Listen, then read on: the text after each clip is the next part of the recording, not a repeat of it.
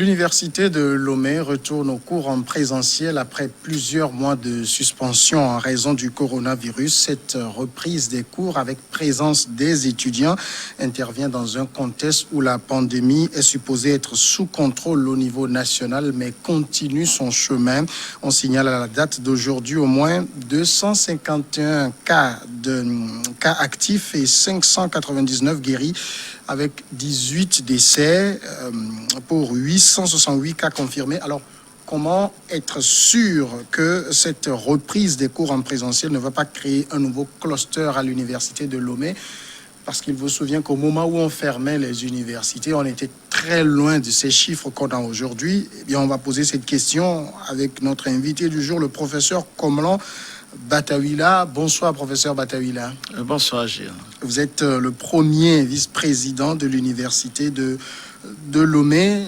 Je rappelais donc ces chiffres aujourd'hui. Alors, d'abord, dites-nous comment, au niveau de l'université de Lomé, comment ont été vécus tous ces mois de suspension, ces mois d'inactivité finalement?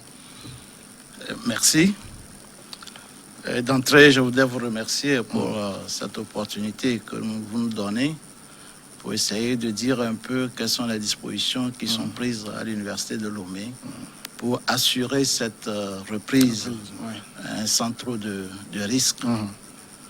Et effectivement, la pandémie, dès qu'elle est survenue, elle a secoué tout le monde. Donc l'université n'est pas restée bras croisés face à cette pandémie. Et il vous est souvenance que le gouvernement avait décidé, pour protéger la population et limiter donc le risque de contamination, avait décidé de fermer les universités et surtout les établissements privés et publics d'enseignement supérieur. Et je me rappelle que c'était un 20 mars 2020 que la décision a été prise.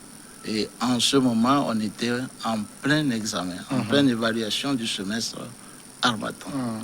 Donc, on devait vraiment se plier aux décisions du gouvernement pour sauver d'abord la vie donc, de nos étudiants et de toute la communauté universitaire. Donc, pour dire que les activités pédagogiques et académiques ont été également secouées par cette pandémie. Mais aujourd'hui, la question, c'est de savoir, après près de 3 mois donc de laxisme ou 3 mois donc de repos, d'inactivité. Bon, je vais revenir sur l'inactivité. Tout à l'heure, vous allez comprendre qu'on n'est pas resté du tout inactif. Effectivement, d'inactivité aujourd'hui, nous devons reprendre. Et quelle est la condition, c'est-à-dire qu'est-ce qui sous-tend cette nécessaire reprise? C'est que d'abord, le gouvernement même a décidé que l'année 2019-2020 ne soit pas une année blanche. Donc il faut tout faire pour préserver cette année pour nos étudiants. Alors il fallait se mettre au travail. C'est pour ça que j'ai dit que l'inactivité, c'est pas vraiment l'inactivité, parce que dès que ça a été fermé, donc la présidente de l'université de Lomé a pris sur elle de mettre en place un dispositif de formation à distance. Les cours en ligne. Les cours en ligne. Donc c'est là où nous avons institué donc, ces cours en ligne pour pouvoir maintenir donc, le cap. Donc aujourd'hui, si nous arrivons vraiment à reprendre sans trop peur, parce que nous n'avons pas trop donc, de lacs, c'est-à-dire on n'a pas créé trop de trous, parce que justement cette disposition a été prise, c'est-à-dire les cours en ligne. Donc aujourd'hui, il s'agit pour nous de reprendre ces cours en ligne, en présentiel, histoire de consolider tout ce qui a été déjà fait en ligne et pouvoir aller vraiment vers les évaluations. Mais comment? Dans quelles conditions? C'est là la question que vous nous posez. Oui, justement, on va venir à dans quelles conditions, mais est-ce qu'on peut dire quand même que la communauté universitaire aujourd'hui est prête à une reprise des cours en présentiel? Je réponds à l'affirmatif. Bien sûr, parce que vous vous souvenez, dès la décision de rouvrir donc nos portes, c'était le 15 juillet. la décision donc, du gouvernement de nous autoriser à rouvrir, c'était le 15 juin. Donc, dès cette information, on s'est mis donc à pied d'œuvre pour prendre toutes les dispositions, en commençant par la sensibilisation. Donc, aujourd'hui, on a fait plus de 2 semaines donc, de sensibilisation de tous les acteurs de la communauté universitaire, surtout sur l'adoption des mesures barrières. Donc, cette phase ayant été faite, nous avions également, de façon pratique, continué par désinfecter les lieux, désinfecter les salles, les amphis, etc. Donc, histoire vraiment de mettre les apprenants dans de très bonnes conditions et en appliquant aussi les mesures telles qu'elles sont édictées. Par exemple, le port obligatoire de masque. Tous les étudiants doivent porter donc le masque, y compris les enseignants et le personnel administratif. Ça, c'est obligatoire. Et surtout pour les étudiants, quand vous n'avez pas le masque, vous ne rentrez même pas sur le sein du campus. Et maintenant, pour rentrer en salle également, donc vous devez porter votre masque. Et sans oublier que nous avions disposé également des dispositifs de lave-mains devant chaque salle de cours et également à des endroits stratégiques de l'université de Lomé. Donc, pour permettre aux étudiants et à tous les acteurs d'observer ces gestes barrières. Donc, ce qui est également intéressant, c'est qu'à l'intérieur des salles, nous avions aussi observé les mesures de distanciation physique. Donc, pour éviter que les étudiants s'asseyent trop l'un proche de l'autre. Et pour le faire, nous avions dû donc subdiviser donc les effectifs en deux ou en 3 en fonction donc des filières. Voilà. L'autre avantage que nous avons eu, si vous voulez, donc je dévoile un peu la stratégie comme ça, c'est que nous avions privilégié les établissements à petit effectif. Dans cette ouverture, vous savez, nous sommes près de 65 000 étudiants.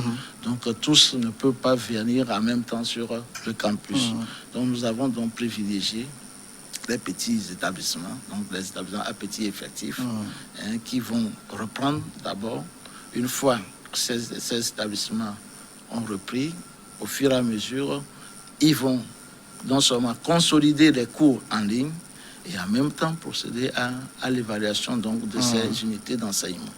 Donc ça suppose qu'au fur et à mesure que ces unités d'enseignement sont évacuées, donc ces établissements aussi vont évacuer le campus pour céder donc la place aux grands établissements, c'est-à-dire les facultés à grand effectif, où nous allons procéder de la même manière, donc en constituant de petits groupes pour pouvoir occuper donc tout l'espace qui sera libéré par les petits établissements. Donc voilà un peu la stratégie qui est mise en place, tout en respectant donc les mesures barrières. Alors ça veut dire clairement, quand on dit l'université de Lomé reprend les cours en présentiel, ce n'est pas la même ambiance qu'on connaissait de l'université, non? Justement, ce n'est pas la même ambiance. Donc nous pouvons même parler d'une ouverture partielle, puisque ce ne sont pas tous les établissements qui vont revenir sur le campus. Nous allons maintenir les grands établissements, c'est-à-dire les facultés, je veux dire. On va les maintenir toujours avec les cours en ligne. Les cours en ligne continuent. Donc, au fur et à mesure que l'espace se dégage, donc on les fait venir par petits groupes pour continuer par la consolidation et l'évaluation. Donc, au fur et à mesure. Donc, ça fait qu'on ne peut pas avoir tous les établissements en même temps sur le campus. Est-ce que c'est la communauté universitaire qui est finalement demandeur de cette reprise? Ou bien c'est l'autorité publique qui a jugé qu'il était temps de pouvoir reprendre? Je crois que c'est l'autorité publique qui a jugé non seulement qu'il était temps, mais elle a ouvert, mais elle a également donné des conditions. À condition que tout ce que nous venons de dévoiler, que ce soit vraiment respecté. Voilà. Et l'autorité publique nous a donné donc cette opportunité que nous saisissons parce que pour nous également, nous ne sommes pas dans l'optique de faire une année blanche. Voilà. Donc il faut tout faire pour sauver donc, l'année, mais surtout en prenant soin également de sauvegarder la vie, non seulement des étudiants, mais de tous les acteurs de l'université de Lomé. Donc voilà, c'est un challenge si vous voulez, mais nous pensons que ce pari, avec toutes les dispositions que nous avons prises là, que ce pari vraiment sera vraiment levé. C'est un défi que nous donnons, mais je pense que nous allons finalement arriver à le relever. À On a vu aussi que cette pandémie, par exemple, au niveau de l'université, a permis d'innover avec les cours en ligne et tout. C'est vrai qu'en la matière, il y a d'autres centres de formation qui sont très en avance, qui peuvent même faire des évaluations en ligne. Alors, c'est là ma question. Est-ce qu'aujourd'hui, à votre niveau, après évaluation, vous vous êtes dit, on a besoin des cours, de la présence des étudiants pour évaluer. C'était pas possible de les faire en ligne également pour éviter carrément qu'on ait cette reprise qu'on a aujourd'hui? Ça, c'est une très belle idée. Nous avons également analysé cette option qui devait être la meilleure. Mais je vous assure que derrière cette évaluation en ligne, vraiment, ça revient très, très, très cher. Okay. Ça revient très, très coûteux, non seulement pour nous, mais pour même le gouvernement. Parce que, bon, je m'abstiens de donner quand même des chiffres ici, mais nous avions analysé cette option. On s'est dit, mais pourquoi ne pas essayer d'abord en présentiel? Puisque nous-mêmes, nous projetons, comme vous l'avez dit, dans les années à venir, ça va être une option, aller vers la digitalisation complètement de nos enseignements. Mais pour l'instant, nous n'étions pas même préparés pour aller dans les cours en ligne. Donc, ça veut dire que vous comprenez que derrière, il doit y avoir donc des formations. Les enseignants doivent être formés, etc. Vous voyez, avant même d'aller. Maintenant que nous avions quand même pris le pari de nous lancer là-dedans, nous n'allons pas exagérer pour que ce soit vraiment de la catastrophe avec l'évaluation, parce qu'il faut penser également à la qualité, à l'équité vraiment de cette évaluation. Donc, nous avons opté à aller plutôt en présentiel en adoptant vraiment les petits effectifs comme je venais de vous le dévoiler. Je pense que c'est l'opportunité que vous me donnez d'ailleurs de féliciter encore une fois et d'encourager vraiment les enseignants qui se sont vraiment lancés là-dedans, même s'ils n'étaient pas préparés. Ils ont fait vraiment l'effort d'accompagner donc cette nouvelle méthode d'enseignement, cette nouvelle méthode pédagogique que nous trouvons d'abord, c'est une innovation, bien sûr, mais nous voulons perdurer, la rendre pérenne pour que les années à venir, qu'on puisse vraiment aller vers cette digitalisation, puisque quoi qu'on dise, il y a beaucoup d'avantages. Donc, si on arrive à la maîtriser comme vous venez de faire la suggestion, c'est de pouvoir même aller jusqu'à l'évaluation. Quand on évalue, vous voyez que là, c'est la meilleure façon, puisque les étudiants sont même à la maison, il n'y a pas de contact, et puis on peut vraiment rester donc dans ce tremplin de choses, de prévention, je veux dire, pour éviter vraiment la contamination. C'était la meilleure. Mais pour l'instant, comme on n'est pas préparé, voilà. Mais maintenant, le problème, c'est que il y a certains qui ont quand même bien avancé, qui ont vraiment maîtrisé l'outil et qui peuvent l'essayer. Mais ça va rentrer plutôt dans les contrôles continus. C'est ça. Voilà. Ça va rentrer dans les contrôles continus qu'on pourra prendre aussi en compte. Voilà. D'accord. Mais alors maintenant, reprise en présentiel, quelle date a été arrêtée? C'est à partir d'aujourd'hui. À partir d'aujourd'hui même. Le 27 juillet. Oui. D'accord. Et surtout comme je vous l'ai dit, pour ces 11 établissements que nous considérons comme ayant de petits effectifs. Alors, petits effectifs, c'est-à-dire, c'est quoi le nombre, par exemple? Seuil, petits effectifs, c'est-à-dire que nous ne dépassons pas 400. Pas 400. Alors, donc, ce n'est pas tous les 400 qui viennent. Non, les 400 peuvent venir en même temps, puisque nous avons des salles. D'accord, ils seront dispersés dans différentes salles. Non seulement dans différentes salles, mais vous savez, comme on a de grands amphis, qui ont quand même des amphis de 1500 1500. Donc les 400 mètres peuvent même rester là, et respecter la distance. Voilà, c'est ça. Est-ce que pour cette reprise, vous avez, par exemple, de petits comités de veille qui vont justement s'assurer que l'application des gestes barrières et autres soit respectée aussi bien par les étudiants, par les enseignants que par le personnel administratif? Merci Gilles pour cette question. Moi, c'est Samuel Niaoui. C'est Samuel, oui. C'est Gilles qui vous a écrit. Oui, bien sûr. Alors Samuel, je pense que c'est une très belle question. Tout à l'heure, j'ai jeté des fleurs aux enseignants, mais c'est l'occasion aussi de jeter des fleurs aux étudiants. Pour vous dire que les étudiants eux-mêmes se sont mis également dans la danse.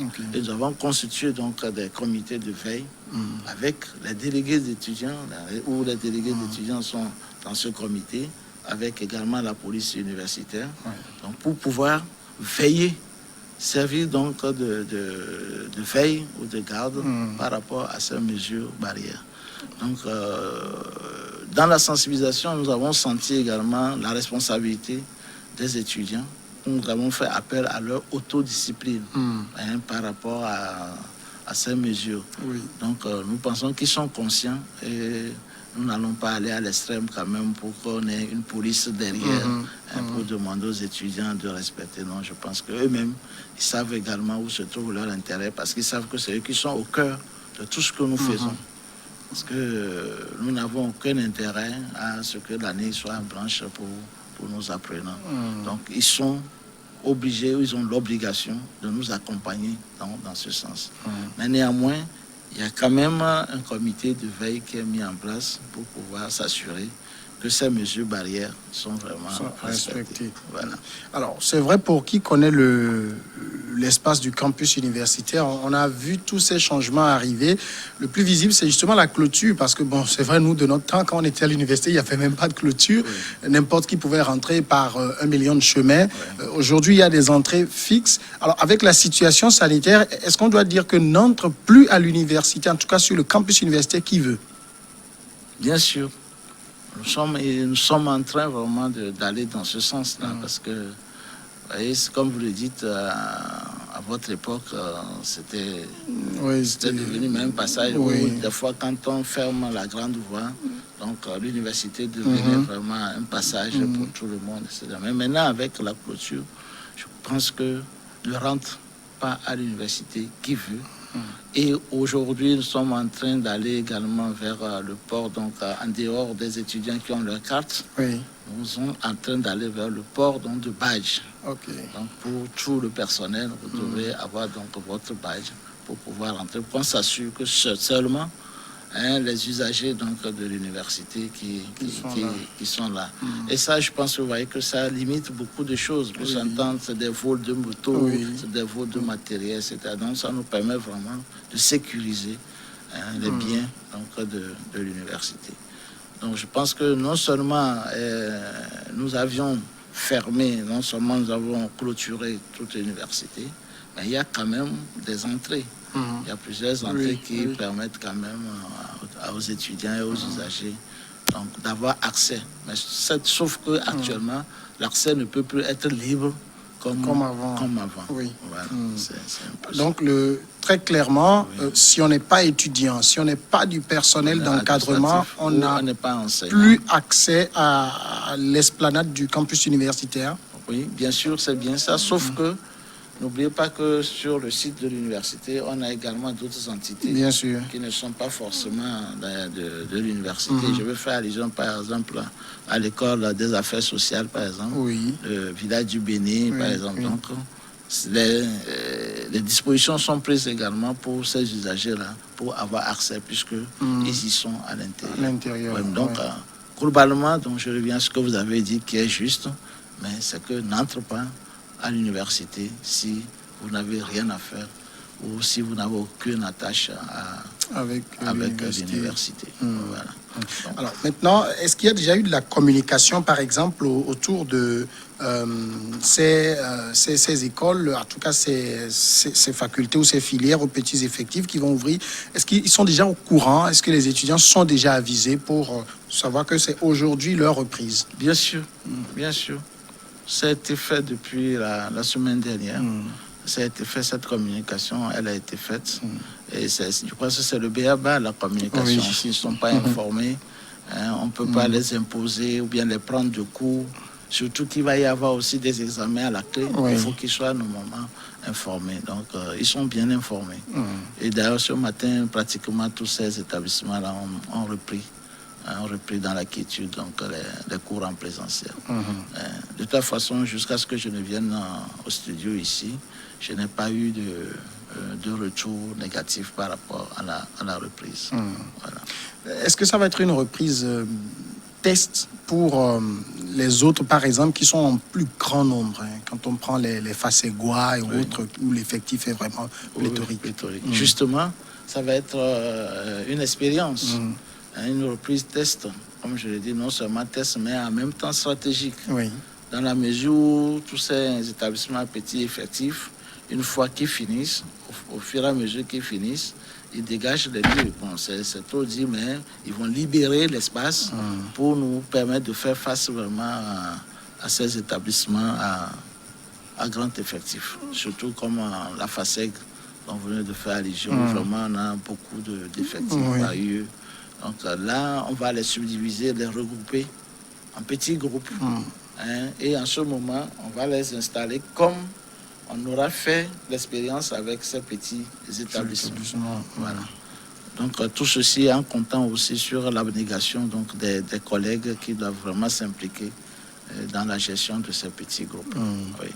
Mais cette façon de répartir les choses en petits groupes, est-ce que finalement ça n'alourdit pas j'allais dire, les horaires de travail pour les collègues, vos collègues enseignants? Oui, mais je pense que vous l'avez dit à l'entame de cette émission, nous sommes dans une période de crise, et nous sommes dans une période exceptionnelle, donc les mesures exceptionnelles, et il est question que chacun apporte du sien et qu'on apporte un peu de sacrifice. Bon, on fera le bilan et puis on verra comment. Voilà. Sinon, si on veut d'abord commencer par voir ces conditionnalités, je suis sûr qu'on ne va pas y arriver. Donc, c'est pour ça tout à l'heure, j'en appelais à leur responsabilité, à leur implication. Parce que chacun doit vraiment donner un peu du sien. On doit se sacrifier. Le gouvernement en fait déjà pour protéger la population. Il faut qu'à notre niveau également, qu'on puisse apporter quelque chose. Ne serait-ce qu'en se sacrifiant, juste pour cette période-là. La période, c'est seulement 3 mois. Parce que nous sommes en train de tout faire pour mettre le cap sur fin octobre. Fin octobre, tout simplement parce que c'est stratégique dans la mesure où nos petits frères et nos enfants qui vont passer le bac doivent pouvoir s'inscrire également. Donc, ils ne vont pas faire le bac et rester à la maison parce que nous, on n'a pas terminé à attendre encore 3 mois. Donc, nous avons 3 mois vraiment pour rester dans le canevas, pour permettre à l'institution vraiment de reprendre sur de belles marches. Voilà. Alors, puisqu'on évoque la situation des petits frères qui passeront le bac, personne ne peut dire aujourd'hui exactement à quel moment cette pandémie va disparaître. Le message aujourd'hui même, c'est d'apprendre à vivre avec le virus. Est-ce qu'il est possible qu'en novembre, en décembre, à la reprise normale de l'année universitaire, on puisse avoir une rentrée universitaire normale d'ici là? Bon, c'est vrai que le souhait de tous, quand même, c'est que cette pandémie-là, qu'elle puisse vraiment disparaître rapidement et donner place vraiment à la vie normale. Même si ce n'est pas le cas, je pense que nous devions continuer par maintenir cette sensibilisation-là, jusqu'à ce qu'un jour, que ce soit vraiment la belle vie, qu'on nous dise qu'aujourd'hui, la pandémie est complètement partie. Mais je pense que la meilleure manière, c'est de se mettre dans la tête que nous devions vivre avec. Puisque vous et moi, on ne peut même pas savoir quand est-ce que effectivement cette pandémie va complètement disparaître. Donc nous devons apprendre à vivre avec. Et vivre avec, ça veut dire que tous les jours, chaque jour que Dieu fait, nous devons continuer par maintenir ces gestes barrières-là. Voilà, c'est ce que nous pouvons dire. Parce que nous ne pouvons pas dire tout de suite que d'ici novembre, la pandémie va finir. Non. Mais si elle ne finit pas, on fait quoi? Donc, tout ce que nous pouvons dire, c'est de continuer par maintenir cette sensibilisation-là et apprendre à vivre donc avec la pandémie. Et si on arrive vraiment à maîtriser ces gestes barrières-là, je pense qu'on peut vraiment vivre sans être trop inquiet avec la pandémie et reprendre vraiment l'année universitaire normale. C'est notre souhait d'ailleurs. C'est notre souhait vraiment de reprendre la vie de façon normale, en reprenant peut-être en novembre ou en fin novembre, qu'on reprenne vraiment les activités Et comme ça, tout le monde va trouver pour son compte, quoi. Voilà un peu pourquoi l'université est restée là. Elle n'est pas restée bras croisés. Et elle a même accompagné également toutes les activités, toutes les dispositions qui sont prises par le gouvernement en mettant en place dans cette commission que vous connaissez bien, la commission de riposte, où nous avons vraiment montré un peu ce que nous savons faire avec l'appui de nos étudiants. Donc voilà. Professeur Bataoila, dernière question. On sait qu'il faut aussi poursuivre la sensibilisation. Bon, c'est vrai, les cours en présentiel ont repris. Quand j'arrive aujourd'hui au niveau de l'université de Lomé, est-ce que j'ai cette sensibilisation-là, c'est-à-dire ces visuels et tout cela, à l'application des mesures barrières, est-ce que ce sont des dispositions que vous avez prises déjà sur le campus? Merci, ce sont des dispositions qui ont été déjà prises. Et pas plus que la semaine dernière, même, nous avons eu une formation où on a invité la commission, les agents, les membres de la grande commission de riposte, avec donc composé donc de 4 plutôt, donc 4 militaires en fait, si vous voulez, constitués donc de commissaires et de gendarmes qui sont venus vraiment nous entretenir, donc former des formateurs, donc qui à leur tour vont relayer donc l'information. Voilà. Donc en dehors de tout ce que nous avons fait, donc il y a aussi des flyers, il y a des affiches. Il y a des dispositifs que vous trouvez déjà à l'entrée du campus, des dispositifs de lave-mains, etc. Bon, pour les gels, je n'en parle même pas, puisque c'est nous-mêmes qui en fabriquons. Donc, et donc, plus le port obligatoire, nous en fabriquons aussi les masques. Donc, je pense que c'est surtout la distanciation physique qui nous a amené surtout à diviser donc les effectifs par 2 ou par 3, comme je vous le disais tout à l'heure, pour pouvoir respecter cette distanciation. Donc quand vous rentrez sur le campus, c'est quand même visible, il y a quand même du matériel qui est installé et qui vous permet de savoir qu'effectivement, nous sommes dans un temple du savoir et que nous prenons en compte vraiment ces mesures barrières à cœur. Voilà. Professeur Komala Bataoila, merci d'être passé répondre à nos questions. Merci, c'est moi qui vous remercie. Et surtout, toutes nos félicitations pour tout ce que fait l'Université de Lomé, tout ce qui a été fait dans le cadre de la lutte contre cette pandémie et ce qui est encore en train d'être fait. Ok, merci beaucoup. Merci, vous êtes le premier vice-président de l'Université de Lomé. Merci. Voilà, nous allons marquer maintenant la pause et on passera au journal et après on va revenir dans une dizaine de minutes pour Regard croisé.